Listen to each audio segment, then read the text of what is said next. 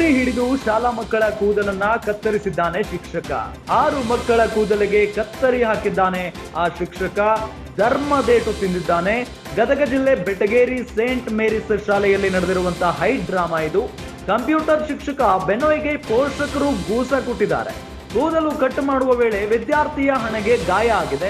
7ನೇ ತರಗತಿ ವಿದ್ಯಾರ್ಥಿ ಹಣೆಗೆ ಕತ್ತರಿಯಿಂದ ಗಾಯ ಮಾಡಿದ್ದಾರೆ ಶಿಕ್ಷಕ ಬೆನೋಯ್ ವರ್ತನೆಗೆ ಪೋಷಕರು ಆಕ್ರೋಶವನ್ನ ವ್ಯಕ್ತಪಡಿಸಿದ್ದಾರೆ.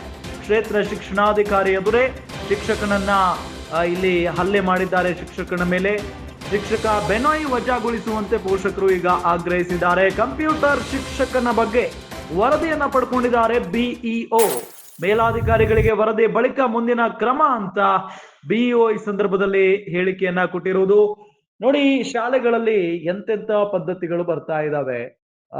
ವಿದ್ಯಾರ್ಥಿಗಳು ಉದ್ದ ಕೂದಲನ್ನ ಬಿಟ್ಟಿದ್ದಕ್ಕೆ ಶಿಕ್ಷಕನೋರ್ವ ಇಲ್ಲಿ ಕತ್ತರಿಯನ್ನ ತೆಗೆದುಕೊಂಡು ಕಟ್ ಮಾಡಲು ಹೋಗಿದ್ದ. ಆ ಸಂದರ್ಭದಲ್ಲಿ ಆ ವಿದ್ಯಾರ್ಥಿಯ ಹಣೆಗೆ ಗಾಯಗಳಾಗಿದೆ ಅನ್ನೋದು ಗೊತ್ತಾಗ್ತಾ ಇರೋದು. ಆ ವಿಚಾರ ಗೊತ್ತಾಗಿ ಪೋಷಕರೆಲ್ಲ ಬಂದು ಆ ಶಿಕ್ಷಕನನ್ನ ಹಣ್ಣುಗಾಯಿ ನೀರ್ಗಾಯಿ ರೀತಿಯಲ್ಲಿ ಹೊಡೆದಿದ್ದಾರೆ ಅನ್ನೋದು ಗೊತ್ತಾಗ್ತಾ ಇದೆ. ಕತ್ತರಿ ಹಿಡಿದು ಶಾಲಾ ಮಕ್ಕಳ ಕೂದಲನ್ನ ಕತ್ತರಿಸುವಂತ ಅವಶ್ಯಕತೆ ಏನಿತ್ತು? ಅವರಿಗೆ ಒಂದು ಬಾರಿ ವಾರ್ನಿಂಗ್ ಮಾಡಬಹುದಾಗಿತ್ತು, ಇಲ್ಲ ಪೋಷಕರನ್ನ ಕರೆಸಿ ಹೇಳಬಹುದಾಗಿತ್ತು. ಆದ್ರೆ ಅದನ್ನೆಲ್ಲ ಬಿಟ್ಟು ಈ ರೀತಿಯಾಗಿ ತಾನೇ ಕತ್ತರಿಯನ್ನ ಹಿಡಿದು ಕಟ್ ಮಾಡುವಂತ ಅವಶ್ಯಕತೆ ಏನಿತ್ತು?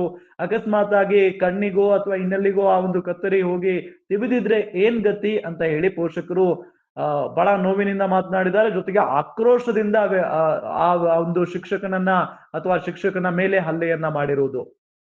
7ನೇ ತರಗತಿಯ 3 ಮಕ್ಕಳಿಗೆ, 5ನೇ ತರಗತಿಯ 2 ಮಕ್ಕಳಿಗೆ ತಪ್ಪನ್ನು ಮಾಡಿ ತಾನೇ ಖುದ್ದಾಗಿ ಕತ್ತರಿಯನ್ನು ತೆಗೆದುಕೊಂಡು ಅವರ ಮುಂಭಾಗದ ಕೂದಲನ್ನು ಕತ್ತರಿಸಿದ್ದಾನೆ.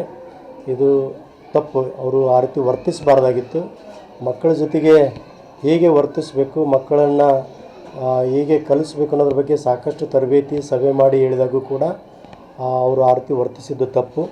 ಈ ಹಿನ್ನೆಲೆಯಲ್ಲಿ ಇವತ್ತು ನನ್ನ ಪೇರೆಂಟ್ಸ್ ಫೋನ್ ಮಾಡಿ ಇಂಥ ಶಾಲೆಯಲ್ಲಿ ಮಗುವಿಗೆ ಅವರು ಕಟ್ಟಿಂಗ್ ಮಾಡಿದ್ದಾರೆ, ನಮಗೆ ನೋವಾಗಿದೆ, ನೀವು ಬರಬೇಕಂತ ಹೇಳಿದಾಗ ನಾನು ಭೇಟಿ ಕೊಟ್ಟು ಆ ಕ್ಲಾಸಿನ ಶಿಕ್ಷಕರಿಂದ ಮಕ್ಕಳಿಂದ ಮಾಹಿತಿ ತೆಗೆದುಕೊಂಡಾಗ ಈ ಘಟನೆ ಮಾಹಿತಿ ಗೊತ್ತಾಯಿತು.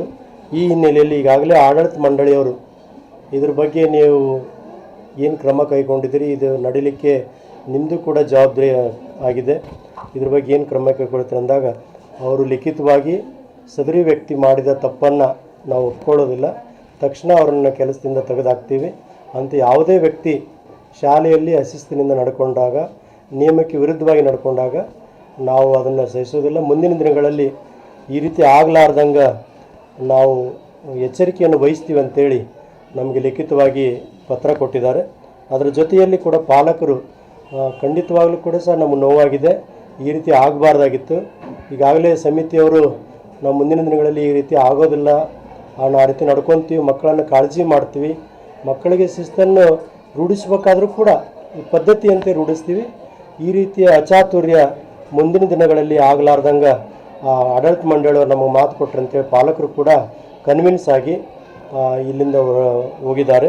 ಆ ಹಿನ್ನೆಲೆಯಲ್ಲಿ ಆ ಲಿಖಿತ ವರದಿಯನ್ನು ಪಡ್ಕೊಂಡಿದ್ದನ್ನು ಇಲಾಖೆಯ ಗಮನಕ್ಕೆ ತಂದು ಮುಂದಿನ ಹಂತದಲ್ಲಿ ಏನು ಕ್ರಮ ವಹಿಸಬೇಕು ಅದರ ಬಗ್ಗೆ ನಾವು ಅನುಪಾಲನೆ ಮಾಡ್ತೀವಿ ಸರ್.